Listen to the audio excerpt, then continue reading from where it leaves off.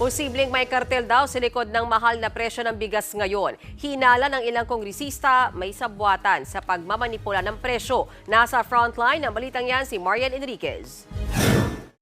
Sa kabila ng pagbabawas ng taripa sa importasyon ng bigas, nananatili pa ring mataas ang presyo nito sa palengke. Bagay na ikinainit ng ulo ng mga mambabatas. Mr. Chair, mag-ikot ka sa palengke, itataya ko na sweldo ko, bonus ko, pati bahay ko.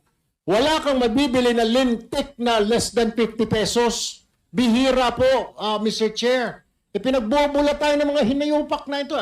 Kung pagbabasihan ng report ng National Economic and Development Authority o NEDA, bumaba na ang farm gate price ng imported rice sa 20.51 pesos nitong Oktubre. Bumaba rin na ang presyo ng bigas sa pandaigdigang merkado. Ayon naman sa Bureau of Customs, pumapalo sa 33.4 pesos per kilo ang landed price ng imported rice. Ipinapasa naman ito ng rice importers sa retailers ng 35 hanggang 41 pesos. What's happening? Bumaba pala lahat.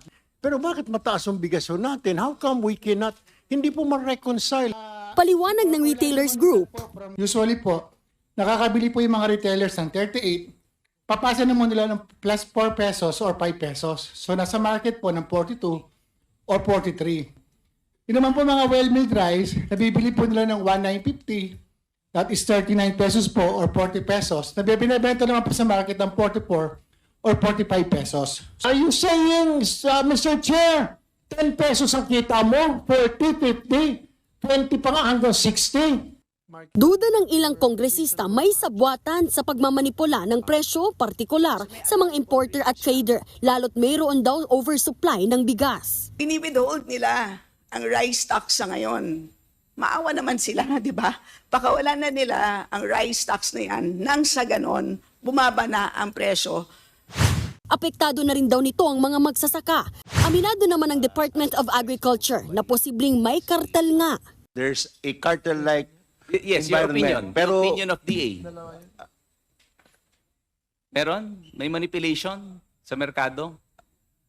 there's a situation environment that can, yes sir. Pero we Okay. cannot say na kasi hindi naman kami directly involved on that.